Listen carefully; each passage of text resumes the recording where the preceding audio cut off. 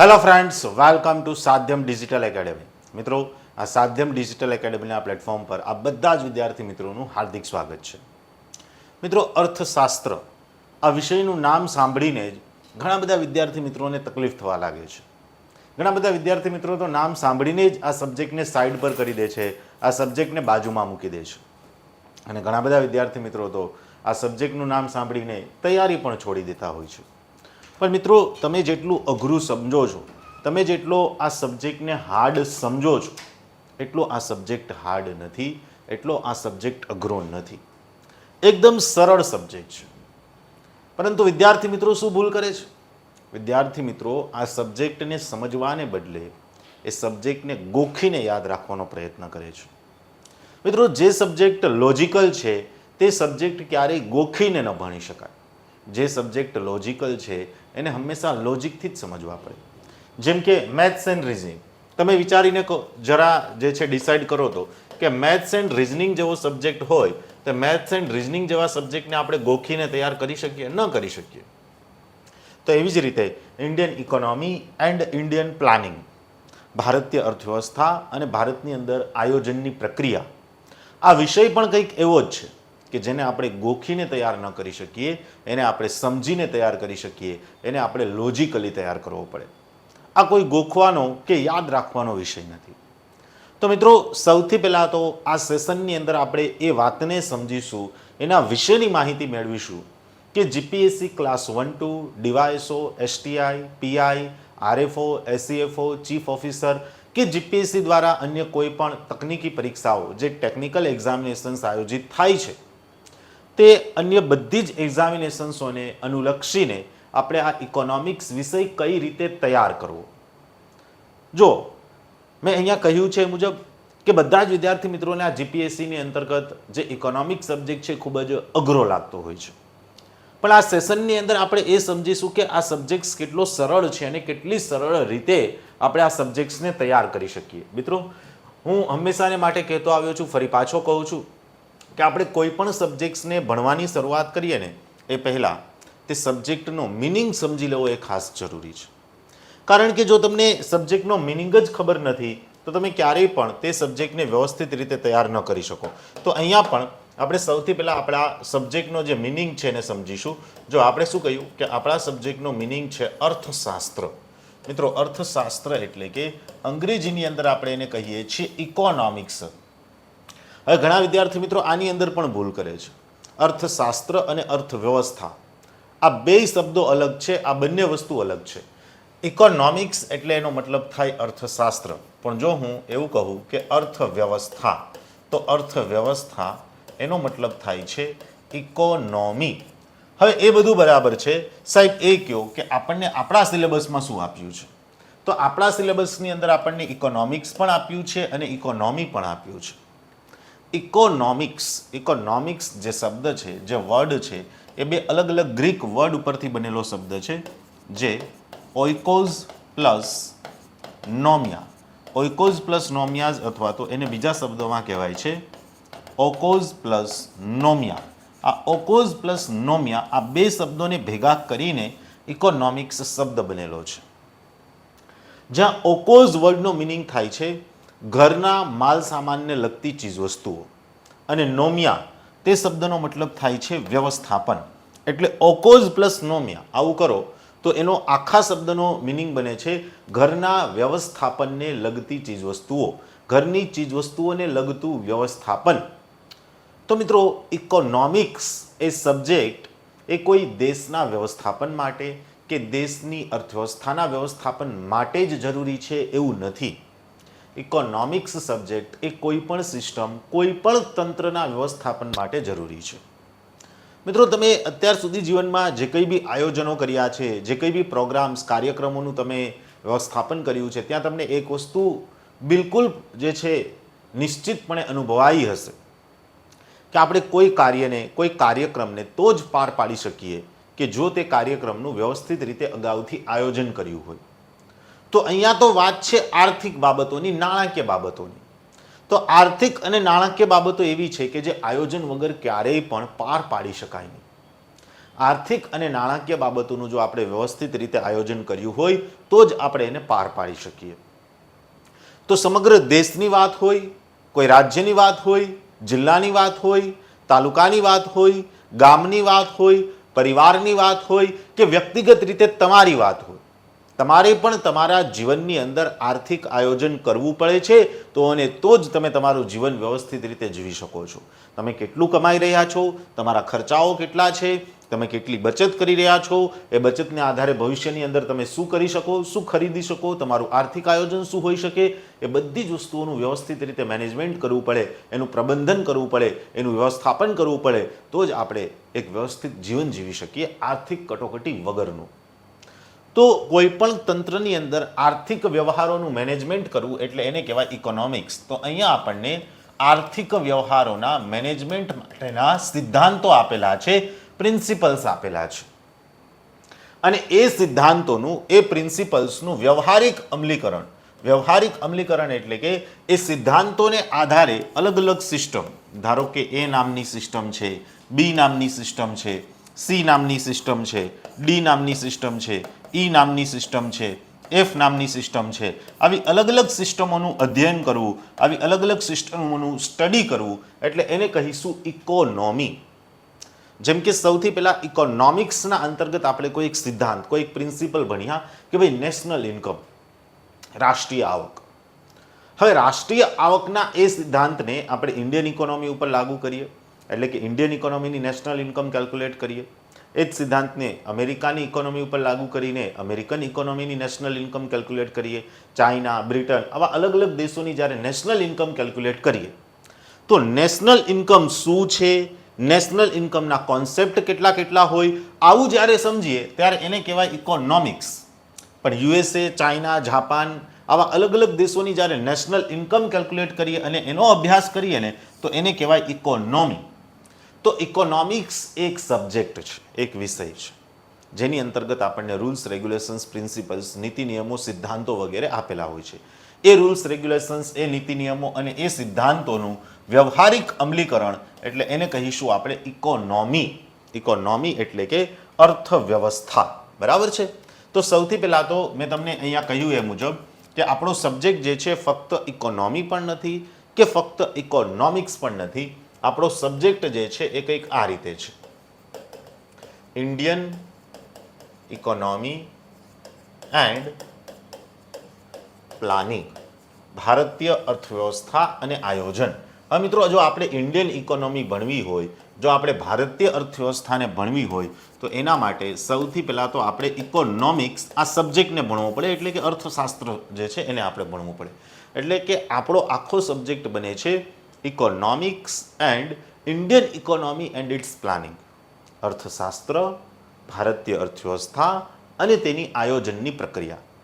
ચલો સાહેબ, એ બધું બરાબર છે. સૌથી પહેલાં તો એ કહો કે આપણને આપણા સિલેબસની અંદર આ ઇન્ડિયન ઇકોનોમી અથવા તો ઇકોનોમિક્સ આ સબ્જેક્ટ શા માટે આપ્યો છે?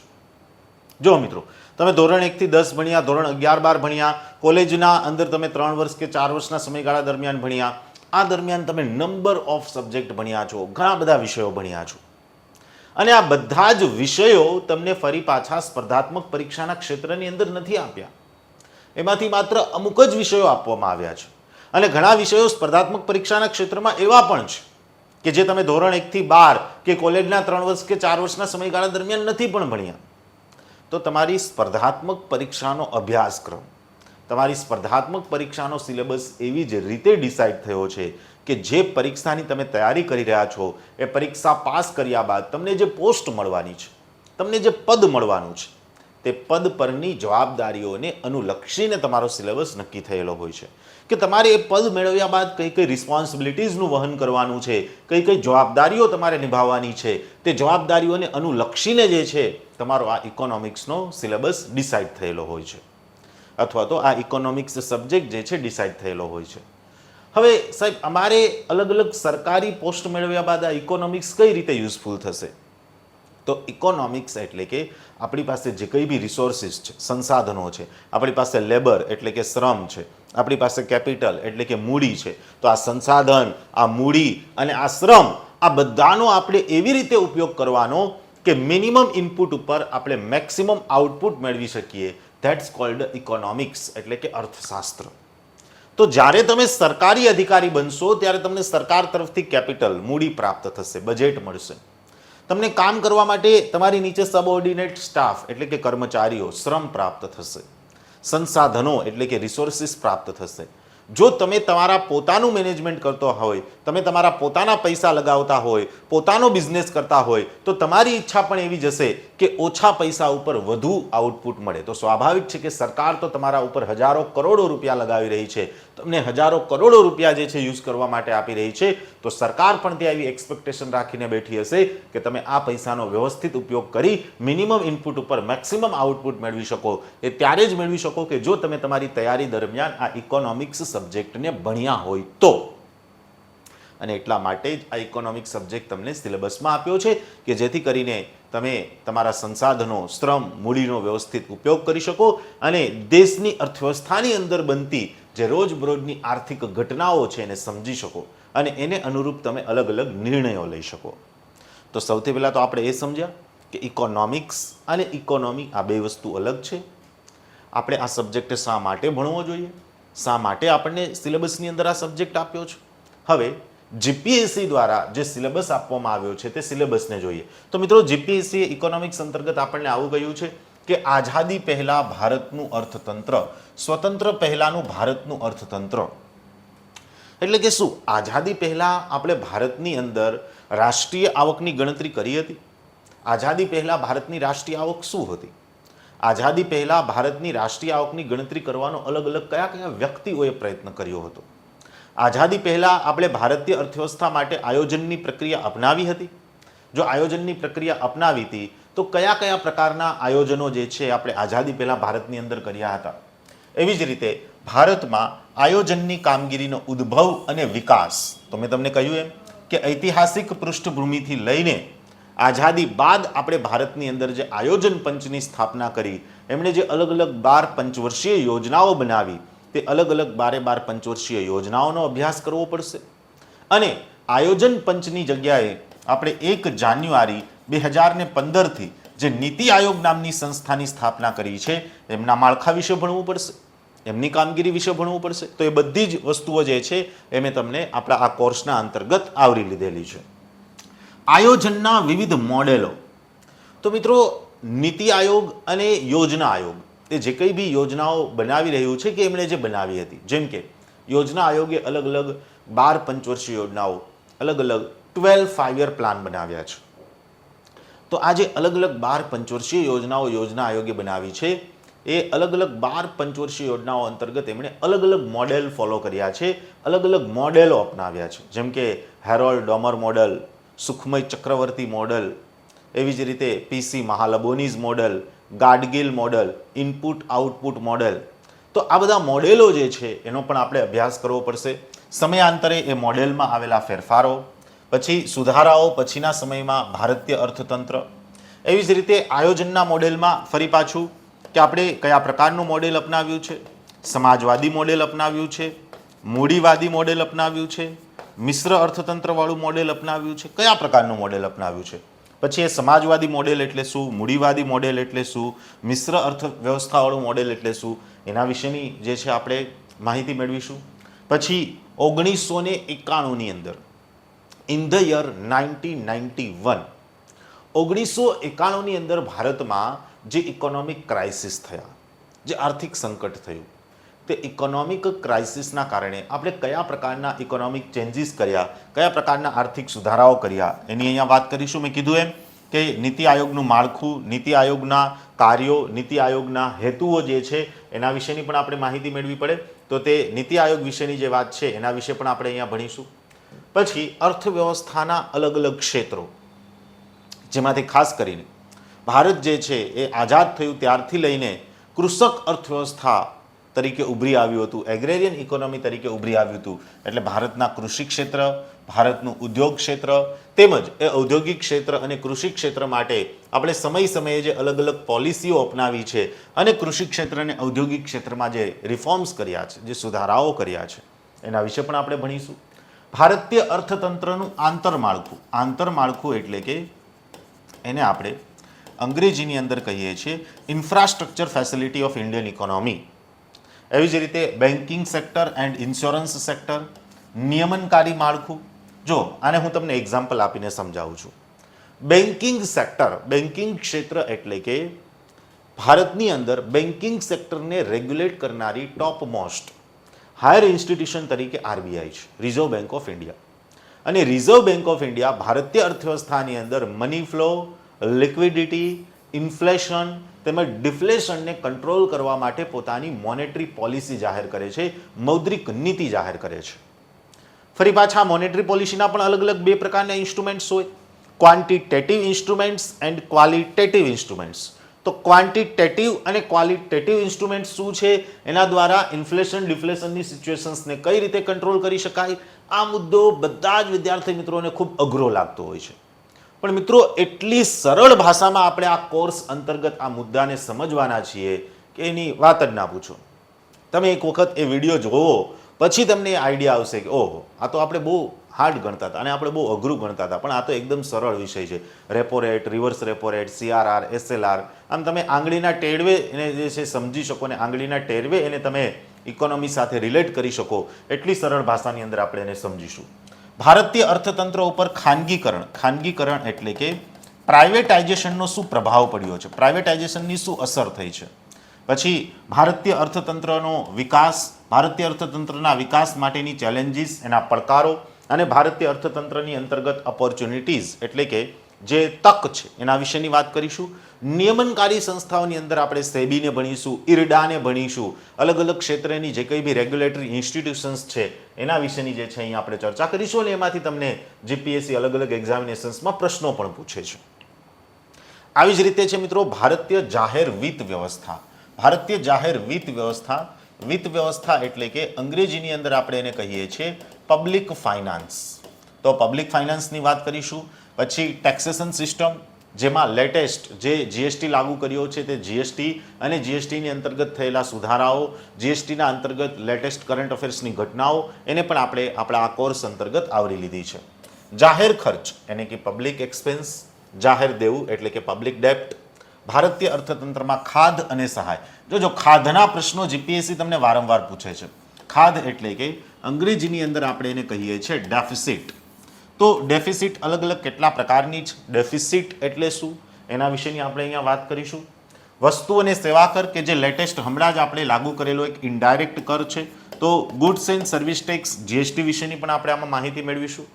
ભારતીય જાહેર વિત્ત વ્યવસ્થા સાથે સંકળાયેલી અગત્યની સંસ્થાઓ, જાહેર વિત્ત સાથે સંકળાયેલી અગત્યની સંસ્થાઓ એટલે કે કેપિટલ માર્કેટ છે, મની માર્કેટ છે, પછી બેન્કિંગ સેક્ટર છે, રિઝર્વ બેંક ઓફ ઇન્ડિયા છે, એમના વિશે જે છે અહીંયા આપણે ડિટેલમાં માહિતી મેળવીશું. પછી સ્ટોક માર્કેટ છે, તો સ્ટોક માર્કેટ કઈ રીતે મેનેજ થતું હોય, સ્ટોક માર્કેટના ઇન્સ્ટ્રુમેન્ટ શું છે, સ્ટોક માર્કેટ સાથે જોડાયેલી ટેકનિકલ શબ્દાવલીઓ શું છે એના વિશેની પણ અહીંયા ડિટેલમાં માહિતી મેળવીશું. ભારતનું ફોરેન ટ્રેડ, ફોરેન ટ્રેડ એટલે કે વિદેશ વ્યાપાર.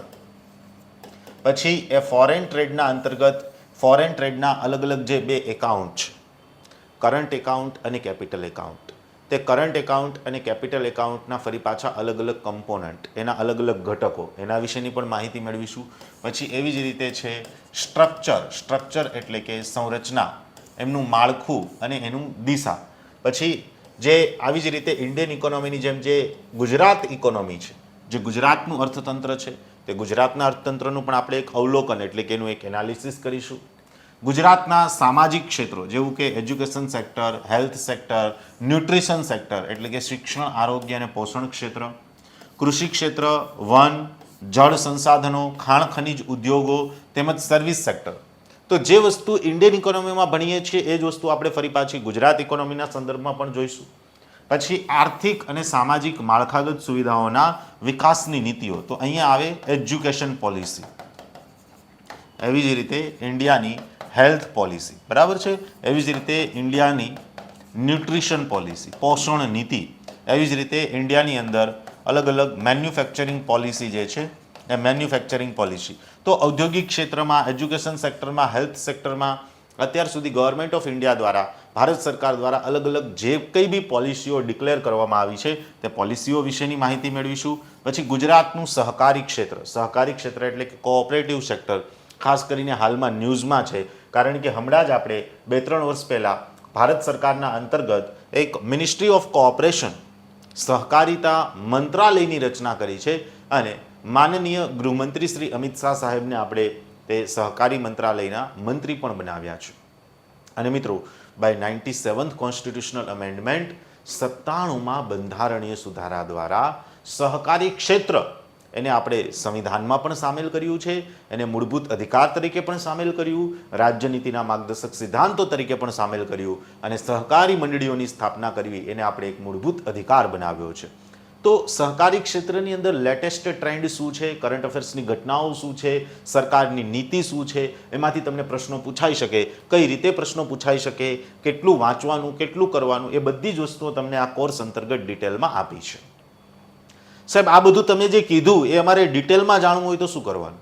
કંઈ જ નહીં, એક જ વસ્તુ કરવાની છે. એના માટે તમારે સાધ્યમ ડિજિટલ એકેડેમીની જે એપ્લિકેશન છે તે સાધ્યમ ડિજિટલ એકેડેમીની એપ્લિકેશન પ્લે સ્ટોર પરથી તમારે ડાઉનલોડ કરવાની છે અને ત્યાં તમને મારો આ ઇકોનોમિક્સનો સંપૂર્ણ કોર્સ, આ જે શબ્દ લખું છું તે શબ્દ પર ખાસ ધ્યાન રાખજો, ઇકોનોમિક્સનો સંપૂર્ણ કોર્સ ત્યાં તમને અવેલેબલ થઈ જશે, જીપીએસસી ક્લાસ 1-2 લેવલનો. એટલે કે આ કોર્સના અંતર્ગત જે કંઈ બી ટોપિક્સ કવર કર્યા છે એ પોતાની અંદર સંપૂર્ણ છે. હવે એની બહાર કંઈ પૂછાતું હોય એવું મને નથી લાગતું. જોજો, ગેરંટી નથી આપતો. હંમેશાને માટે હું અહીંયા તમને એવી જ વાત કહીશ કે જે સત્ય સનાતન હશે. યાદ રાખજો, કોઈ પણ કોર્સની ક્યારેય કોઈ વ્યક્તિ ગેરંટી ના આપી શકે. ક્યાંય અપાતી હોય તો એનો હું વિરોધ નથી કરતો, પણ હું તમને સત્ય હકીકત કહું છું. ક્યારેય કોઈ કોર્સની કંઈ ગેરંટી ન હોય કે આની બહાર કંઈ આવે જ નહીં, તો પછી એ વ્યક્તિ જ પેપર સેટ કરે છે એવું થયું ને એનો મતલબ. અથવા તો તે વ્યક્તિ પોતે જ એ બધી જ એક્ઝામોને જે છે પાસ કરી નાખે એવી એના અંદર આવડત હોઈ શકે. પણ અહીંયા તમને વિશ્વાસ અપાવું છું કે સિલેબસ મુજબ બધા જ ટોપિક આની અંતર્ગત આવી ગયા છે, તો મોટા ભાગના પ્રશ્નો આમાંથી પૂછાશે તમને. બરાબર છે, એક પણ ટોપિક બાકી નથી રાખ્યો. બીજી વસ્તુ કે અહીંયા આ કોર્સ અંતર્ગત મેં ક્યારેય પણ સમય નથી જોયો, એટલે આ કોર્સની કઈ સમય મર્યાદા મેં નથી જોઈ કે ભાઈ મારે કેટલા વર્ષની અંદર ઇકોનોમિક્સ પૂરું કરવાનું છે. 70 કલાક, 80 કલાક, 90 કલાક, 100 કલાક, કદાચ 200 કલાક ઇકોનોમિક્સ ભણાવવું પડે ને તોય આપણે આમાં ભણીશું, પણ એકય ટોપિક અને એકય મુદ્દાઓ હું બાકી નહીં રાખું. એટલે આ કોર્સની આ એક મુખ્ય વિશેષતા છે. સાથે સમયાંતરે તમારા ડાઉટ સોલ્યુશન સેશન પણ આપણે લઈશું. ધારો કે તમે કોર્સ રેકોર્ડેડ જોયો, બરાબર છે, રેકોર્ડેડ કોર્સ પરચેસ કર્યો, તો એવું નહીં કે તમે પેમેન્ટ આપ્યું, મેં તમને કોર્સ આપી દીધો, તમે છૂટા હું છૂટો, તમે તમારી રીતે હું મારી રીતે, એવું નહીં. ભલે કોર્સ રેકોર્ડેડ છે તેમ છતાંય તમે કોર્સ પરચેઝ કરશો ત્યારથી લઈને તમે પરીક્ષા પાસ કરો ત્યાં સુધીમાં તમને કંઈ બી ડાઉટ છે, કંઈ બી ક્વેશ્ચન છે, તો હર હંમેશ હું તમારી સાથે જોડાયેલો રહીશ અને હર હંમેશ આપણે સમયાંતરે ડાઉટ સોલ્યુશન સેશન જે છે એનું પણ આયોજન કરતા રહીશું. ઇકોનોમિક્સ, મેં કીધું એમ કે ઘણા બધા વિદ્યાર્થીઓને વિષય અઘરો લાગતો હોય છે, તો સૌથી અઘરો ગણાતા વિષયની એકદમ સરળ ભાષામાં તમને સમજાઈ જાય એવી ભાષામાં આપણે આની સમજૂતી મેળવવાના છીએ. વિવિધ ચાર્ટ્સ, માઇન્ડ મેપ્સ તેમજ શોર્ટ ટ્રિક્સ દ્વારા જે છે એકદમ સરળ ભાષામાં સમજૂતી મેળવીશું. ઇકોનોમિક્સની જે કંઈ બી લેટેસ્ટ કરંટ અફેર્સની ઘટનાઓ છે તે ઘટનાઓના અપડેટેડ વિડીયોઝ પણ તમને આ એપની અંદર મળતા રહેશે અને સિલેબસ મુજબ પરીક્ષા લગતી સમજ આપતા દરેક વિડીયો લેક્ચર્સ આના અંતર્ગત હશે. અને મેં કીધું એમ કે સમયાંતરે આપણે લાઈવ ડાઉટ સોલ્યુશન સેશનનું પણ આયોજન કરતા રહીશું. અને એક વસ્તુ કે જે અહીંયા મિસિંગ છે એ છે મોક ટેસ્ટ. ખાસ કરીને જે તમારી આવનારી ડીવાયએસઓની એક્ઝામ છે તે ડીવાયએસઓની એક્ઝામ પહેલાં તમને ઇકોનોમિક્સ સબ્જેક્ટ્સની આ એપ્લિકેશનની અંદર 1 કે 2 મોક ટેસ્ટો પણ, ક્વોલિટેટિવ મોક ટેસ્ટ, એવું નહીં કે ક્વોન્ટિટેટિવ. હું એટલે જ 1-2 કહી રહ્યો છું, એવું નથી કહેતો કે 10, 15, 20 કે 25, નહીં, ક્વોન્ટિટી નહીં, ક્વોન્ટિટી સાથે ક્વોલિટી. એવા પ્રશ્નો કે જે તમને એક્ઝામમાં પૂછી શકાય એવા પ્રશ્નોની મોક ટેસ્ટનું પણ જે છે અહીંયા હું તમને આયોજન કરી આપીશ કે જેથી કરીને તમે જે ભણ્યા છો, તમે જે વાંચ્યું છે, તમે જે સમજ્યા છો એમની તમને એક સમજ રહે અને એ સમજનું તમે એક લિટમસ ટેસ્ટ કરી શકો. ચલો, આ બધી વસ્તુ તો બરાબર છે, પણ હવે આપણો જે જીપીએસસી દ્વારા અલગ અલગ પરીક્ષાઓ આયોજિત થઈ છે, જીપીએસસી દ્વારા જે અલગ અલગ પેપરો લેવાયેલા છે એના પ્રશ્નોનું જે છે મેં તમને અહીંયા એનાલિસિસ આપ્યું છે. ખાસ કરીને હાલમાં ડીવાયએસઓની એક્ઝામ આવી રહી છે, તો ડીવાયએસઓની એક્ઝામ અને દાસા સાહેબ ચેરમેન તરીકે ગયા ત્યારબાદ નલિન ઉપાધ્યાય સાહેબ કે જે જીપીએસસીના નવા ચેરમેન સાહેબ આવ્યા ત્યાર પછી જે અલગ અલગ 3 એક્ઝામિનેશન્સ એસસીએફઓ ચીફ ઓફિસર અને ક્લાસ 1-2 ની જે એક્ઝામ લેવાયેલી છે એ એક્ઝામનું મેં તમને અહીંયા એનાલિસિસ આપ્યું છે. તો આપણે સૌથી પહેલા એક વખત આનું એનાલિસિસ જોઈ લઈએ કે આપણને અલગ અલગ મુદ્દાઓમાંથી અલગ અલગ વર્ષમાં અને અલગ અલગ એક્ઝામિનેશન્સમાં કેટલા પ્રશ્નો પૂછાયા છે. તો જો મિત્રો ડીવાયએસઓ વર્ષ 2016-17 થી લઈને વર્ષ 2018-19, વર્ષ 2019-20, વર્ષ 2020-21 આવા અલગ અલગ જે ડીવાયએસઓના જે 5 પેપરો લેવાઈ ગયા છે તે 5 પેપરોનું એનાલિસિસ આપ્યું છે. ખાસ જે 2016-17 ની અંદર જે પેપર લેવાયું હતું એ ઓલ્ડ પેટર્ન પ્રમાણે લેવાયું હતું. તેમ છતાંય મેં તમને અહીંયા એનાલિસિસ આપી દીધું છે કે ભાઈ કઈ રીતે આપણને અલગ અલગ એક્ઝામના પ્રશ્નો પૂછાયા છે. તો આયોજનની કામગીરીનો ઉદ્ભવ અને વિકાસમાંથી તમે જોવા જશો તો 4, 6, 3, 1, 4 ઇવન એસસીએફઓ ચીફ ઓફિસર અને ક્લાસ 1-2માં પણ સારા એવા ક્વોન્ટિટીમાં પ્રશ્નો પૂછાયા છે. ટૂંકમાં આયોજનની કામગીરીનો ઉદ્ભવ અને તેનો વિકાસવાળો જે મુદ્દો છે એમાંથી આપણને વારંવાર પ્રશ્નો પૂછાતા આવ્યા છે. તો આ મુદ્દાને તો તમારે ખાસ ધ્યાનમાં રાખવાનો છે. આયોજનની કામગીરીનો ઉદ્ભવ અને વિકાસ એમાંથી તમને વારંવાર પ્રશ્નો પૂછાય છે. તો આપણે 12 પંચવર્ષીય યોજનાઓ આઝાદી પહેલા ભારતની અંદર જે આયોજનનો ઇતિહાસ છે એના વિશે, આયોજન પંચ વિશે, નીતિ આયોગ વિશે તેમજ નીતિ આયોગનું જે માળખું છે એમના વિશે આ બધી જ બાબતો વિશે આપણે અહીંયા ડિટેલમાં અભ્યાસ કરીશું. એવી જ રીતે ભારતનું કૃષિ ક્ષેત્ર અને જે ખાદ્ય ક્ષેત્ર છે એમાં 2018-19માંથી 5 પ્રશ્નો પૂછાયા હતા, 2022માં 1, એસસીએફઓમાં 2, ચીફ ઓફિસરમાં 1 અને ક્લાસ 1-2માં 3 પ્રશ્નો પૂછાયા હતા. તો એમાં ફ્લક્ચ્યુએટ થતું રહે છે, એમાં ફિક્સ નથી હોતું કે કૃષિ ક્ષેત્રમાંથી પ્રશ્નો પૂછાતા જ આવ્યા છે. પણ હા, એનો મતલબ એવો નથી કે આપણે આ ટોપિકને સ્કીપ કરી દઈશું. નહીં, ટોપિક તો બધા જ કરવાના છે. ઉત્પાદન અને સેવા ક્ષેત્રમાં પણ ફ્લક્ચ્યુએશન રહ્યું છે. ઓન એન એવરેજ 2-3 પ્રશ્નો તમને જે છે અલગ અલગ એક્ઝામિનેશન્સની અંદર પૂછાયા છે. ખાસ કરીને એસસીએફઓનું જે પેપર હતું એમાં 6 પ્રશ્નો અને ક્લાસ 1-2માં તમને 2 પ્રશ્નો પૂછાયા છે.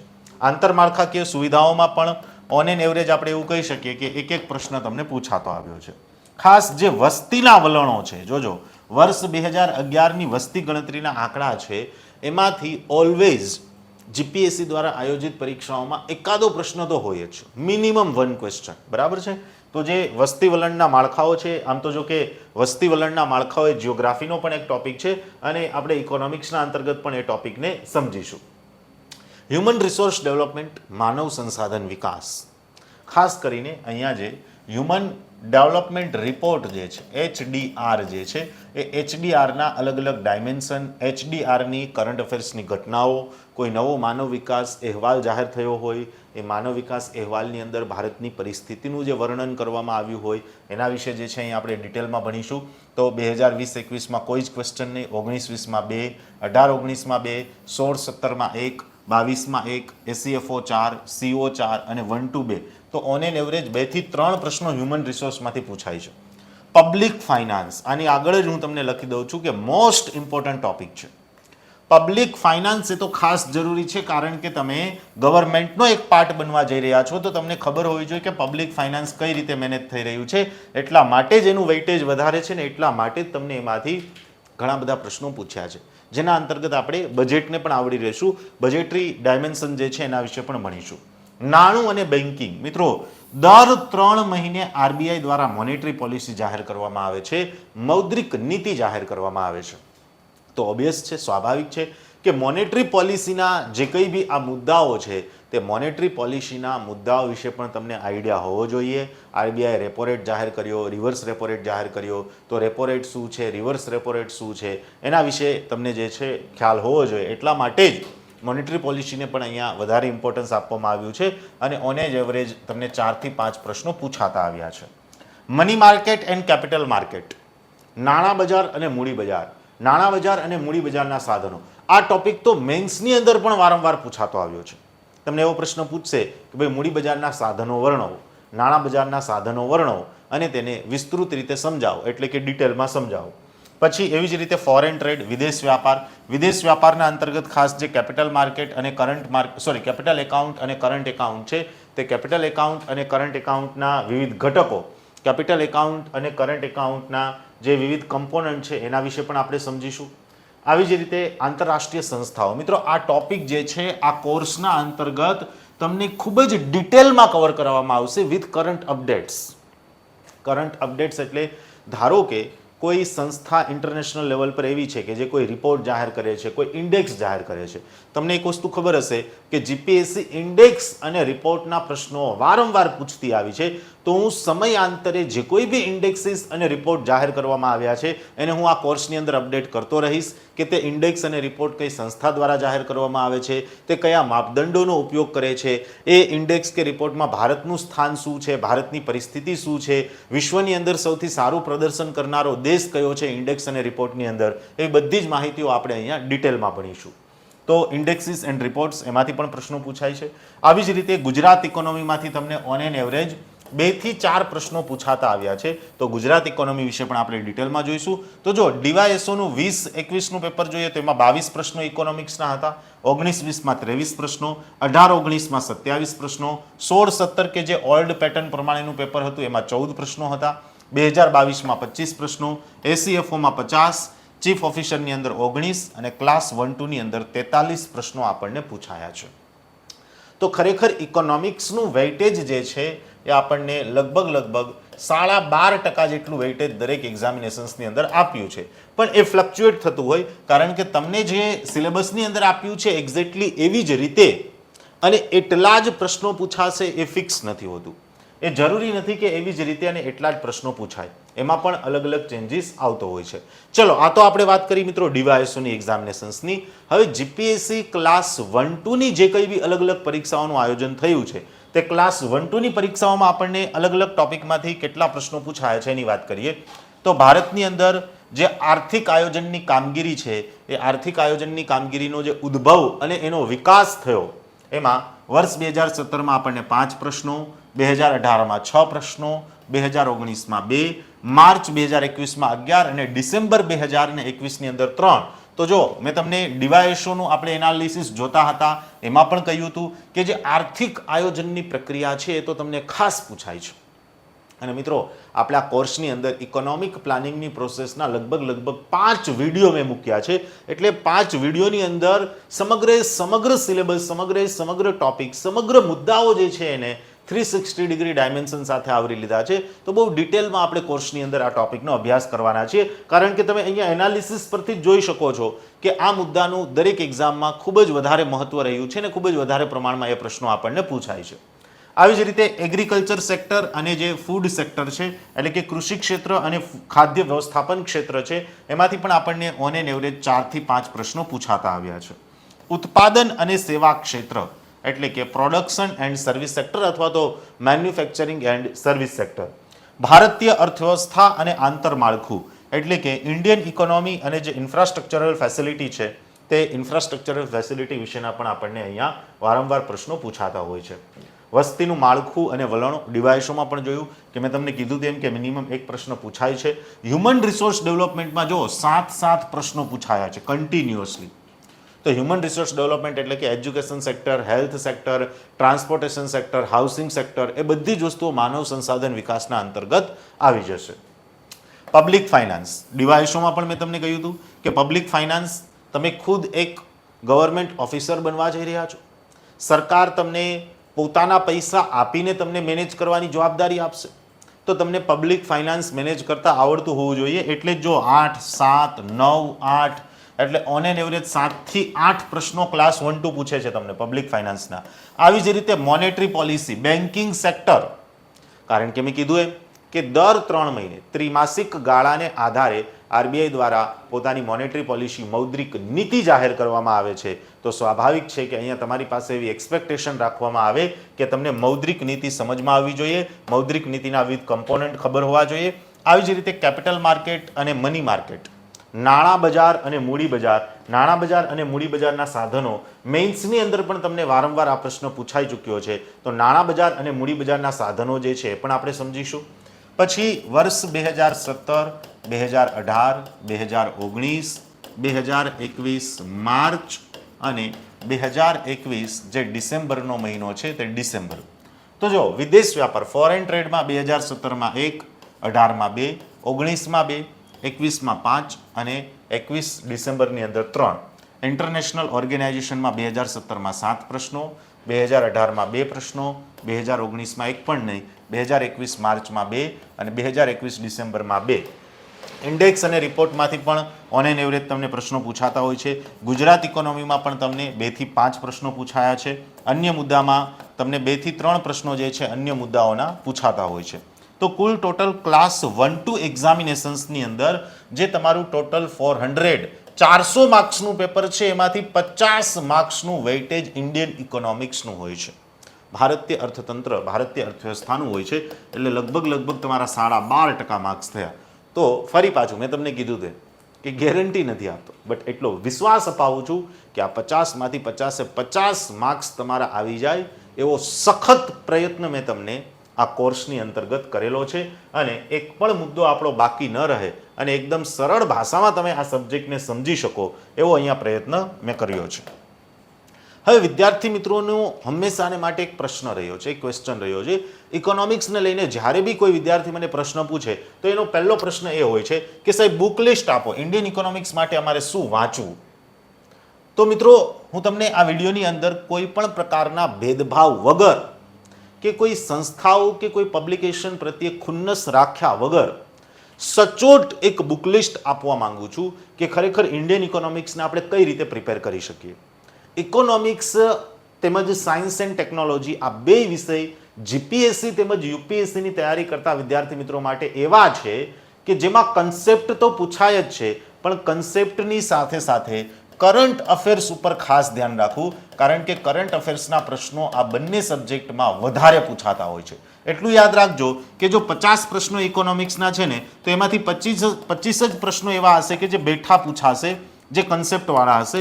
બાકીના 50 પ્રશ્નો જે છે એ કરંટ અફેર્સની ઘટનાઓમાંથી તમને પૂછ્યા હશે. તો અહીંયા તમારે હંમેશા કરંટ અફેર્સની ઘટનાઓથી વાકેફ રહેવું પડશે. તો સૌથી પહેલાં આપણે એ સમજીએ કે સાહેબ કોન્સેપ્ટ ક્લિયર કરવો હોય તો કોન્સેપ્ટ ક્લિયર કરવા માટે કઈ બુક બેસ્ટ છે. તો મિત્રો જો ઇકોનોમિક્સ એક એવો સબ્જેક્ટ છે ને કે જેમાં તમારે Gujarati plus Hindi plus English આ ત્રણેય ભાષાની બુકો વાંચવી પડશે, કારણ કે તો જ તમને સમજમાં આવશે. જેમાંથી ખાસ હિન્દી ભાષાની બુકને વાંચવાનું અવોઇડ કરજો, કારણ કે ઇકોનોમિક્સ સબ્જેક્ટની અંદર ઘણા બધા હિન્દી વર્ડ્સ એવા છે કે જે તમને સમજમાં નહીં આવે ને એ આપણા સબ્જેક્ટને ખૂબ જ અઘરો બનાવી દેશે. જેમ કે મોંઘવારી, જેને અંગ્રેજીમાં ઇન્ફ્લેશન કહેવાય, હિન્દીમાં આપણે એને મુદ્રાસ્ફીતિ કહીએ છીએ. તો બેટર છે કે એને આપણે ગુજરાતી અને ઇંગ્લિશમાં જ સમજીએ, હિન્દીમાં ન સમજીએ. બરાબર છે. તો ગુજરાતી ભાષામાં ઇકોનોમિક્સની તૈયારી શરૂ કરવી હોય તો તમારા માટે બેસ્ટ વસ્તુ છે જીસીઆરટી ગુજરાતી ભાષાની અંદર, અને જો તમે ઇંગ્લિશની અંદર કમ્ફર્ટેબલ હોય તો એના માટે બેસ્ટ વસ્તુ છે એનસીઆરટી ઇંગ્લિશ ભાષાની અંદર. ફરી પાછું કહું છું કે એનસીઆરટી હિન્દીમાં ઇકોનોમિક્સની ન વાંચતા, નહીં તો કન્ફ્યુઝ થશો અને તમે ત્યાં અટવાઈ જશો.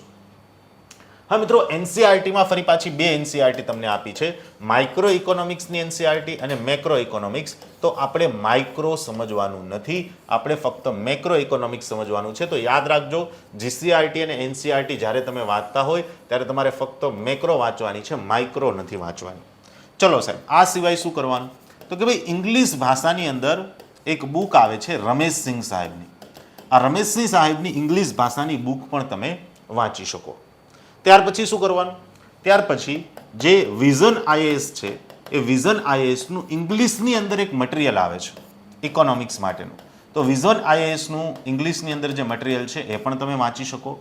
આ સિવાય જો મેં તમને કહ્યું કે આપણે કોઈ પબ્લિકેશન પ્રત્યે ભેદભાવની ભાવના નથી રાખવી, જે બેસ્ટ છે એને બેસ્ટ આપણે કહીશું જ, અને એ હું તમને સજેસ્ટ કરીશ જ કે હા તમે આ વાંચી શકો. આ સિવાય જો ગુજરાતી ભાષાની અંદર તમારે કોઈ પ્રાઇવેટ પબ્લિકેશનની બુક વાંચવી હોય તો પ્રાઇવેટ પબ્લિકેશનની અંદર તમે યુવા પબ્લિકેશન તેમજ જે કિસ્વા પબ્લિકેશનની બુક છે આ બંને બુક તમે ઇકોનોમિક્સની વાંચી શકો છો. આ બંને બુક્સ બેસ્ટ છે, જેમાં જીપીએસસીના તમારા સિલેબસને અનુલક્ષીને બધા ટોપિક બહુ વ્યવસ્થિત રીતે કવર કરેલા છે.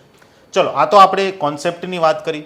સાહેબ આ સિવાય જો અમારે કરંટ અફેર્સને લઈને કોઈ વસ્તુ વાંચવી હોય તો કરંટ અફેર્સને લઈને આપણે ક્યાંથી જે છે કયા સોર્સમાંથી વાંચી શકીએ? તો કરંટ અફેર્સને લઈને એક તમે જે ધ હિન્દુ ન્યૂઝપેપર છે એ વાંચી શકો. આવી જ રીતે ધ ઇન્ડિયન એક્સપ્રેસ નામનું ન્યૂઝપેપર છે એને પણ વાંચી શકો. અને એક મેગેઝિન આવે છે મિત્રો, economics and political weekly. Economics and political weekly. આ જે ઇકોનોમિક્સ એન્ડ પોલિટિકલ વીકલી નામનું જે મેગેઝિન છે એ મેગેઝિન પણ તમે વાંચી શકો છો, બરાબર છે. તો આટલા સોર્સિસ છે પ્રિપેરેશન માટેના, આટલી વસ્તુઓ જે છે અલગ અલગ બુક લિસ્ટ અને કરંટ અફેર્સ સ્વરૂપે તમે વાંચી શકો છો કે જેથી કરીને તમે તમારા સબ્જેક્ટને વ્યવસ્થિત રીતે પ્રિપેર કરી શકો. યસ, અહીંયા થોડી ભૂલ છે, અહીંયા આપણે પ્રાઇઝ PRICE એવું લખીશું. તો મિત્રો આપણે વાત કરી રહ્યા હતા કે ઇકોનોમિક સબ્જેક્ટ બધા જ વિદ્યાર્થી મિત્રોને ખૂબ જ અઘરો લાગતો હોય છે, પણ તમે જેટલું માનો છો, તમે જેટલું સમજો છો એટલો આ વિષય અઘરો નથી. આપણે એને ગોખવાનો પ્રયત્ન કરીએ છીએ એટલા માટે એ વિષય આપણને અઘરો લાગે છે. એને જો લોજિકલી અને સરળ ભાષામાં સમજવામાં આવે તો એકદમ સરળ સબ્જેક્ટ છે. તો જો આપણી સાધ્યમ ડિજિટલ એકેડેમીની જે એપ્લિકેશન છે, આ એપ્લિકેશનની લિંક પણ તમને ડિસ્ક્રિપ્શનમાં આપેલી છે. જો તમે યુટ્યુબમાં વિડીયો જોઈ રહ્યા છો તો, અને જો તમે એપમાં વિડીયો જોઈ રહ્યા છો તો ઓલરેડી તમારી પાસે એપ છે જ. તો આ કોર્સ તમે એપ્લિકેશનમાં જઈને પરચેઝ કરી શકો છો. 2999 રૂપિયાની પ્રાઇસ છે. તમને એટલો વિશ્વાસ આપું છું કે તમે જે પ્રાઇસ પે કરશો એનું પૂરેપૂરું વળતર તમને ત્યાંથી મળશે અને તમને સેટિસ્ફેક્શન પણ મળશે. એની વેલિડિટી જે છે આપણે 1 વર્ષની રાખી છે, પણ મિત્રો વિડીયો અપલોડ કરવામાં 2 મહિના જેટલો સમય લાગે. એટલે અત્યારે જો તમે પરચેઝ કરી રહ્યા છો, અત્યારે એટલે કે હાલમાં આ જે વિડીયો અપલોડ થઈ રહ્યો છે તે 1 અથવા તો 2 ઓગસ્ટની આસપાસનો સમયગાળો છે. તો આ 1 કે 2 ઓગસ્ટ 2023ની આસપાસ તમે જો આ કોર્સ પરચેઝ કરી રહ્યા છો તો 1 વર્ષ પ્લસ 2 મહિનાનો તમને ત્યાં સમયગાળો મળશે. એટલે કુલ ટોટલ 14 મહિનાનો સમયગાળો મળશે. એટલે તમને જે 1 વર્ષની વેલિડિટી કીધી છે એનો તો તમને પૂરેપૂરો લાભ મળવાનો છે. અને મિત્રો આ સાધ્યમ ડિજિટલ એકેડેમી, આ એકેડેમી પર તમને મારા 2 સબ્જેક્ટ ભારતીય અર્થવ્યવસ્થા અને ભારતીય રાજવ્યવસ્થા, આ બંને સબ્જેક્ટના વિડીયો ત્યાં તમને મળી રહેશે જો તમારે સેપરેટલી પરચેઝ કરવા હોય તો. અને મિત્રો આ અર્થવ્યવસ્થા પ્લસ રાજવ્યવસ્થા ભેગી કરો એટલે બને રાષ્ટ્ર વ્યવસ્થા. તો મિત્રો તમે રાષ્ટ્ર વ્યવસ્થાનો પાર્ટ બનવા જઈ રહ્યા છો, ઇન્ડિયન એડમિનિસ્ટ્રેશન સિસ્ટમનો પાર્ટ બનવા જઈ રહ્યા છો, તો રાજ વ્યવસ્થા કઈ રીતે ચાલે અને અર્થવ્યવસ્થા કઈ રીતે ચાલે એટલું સમજી લો એટલે તમને રાષ્ટ્ર વ્યવસ્થા ચલાવવા માટેની પરમિશન મળી જાય. એટલે કે રાષ્ટ્ર વ્યવસ્થા ચલાવવા માટેને યોગ્ય બની જાઓ, તમે એક સાચા એડમિનિસ્ટ્રેટર, યોગ્ય એડમિનિસ્ટ્રેટર બનવાને યોગ્ય બની જાઓ અને તમે ડેફિનેટલી એક્ઝામને પાસ કરી શકો. મિત્રો વિડીયો પસંદ આવ્યો હોય અને જો તમે યુટ્યુબમાં જોઈ રહ્યા છો તો આને લાઈક કરી દેજો અને જે કંઈ બી તમારી સાથે તૈયારી કરતા વિદ્યાર્થી મિત્રો છે એના સુધી આ વિડીયોને પહોંચાડી દેજો. તો આ સેશન અંતર્ગત અહીંયા સુધી જ. Thank you so much.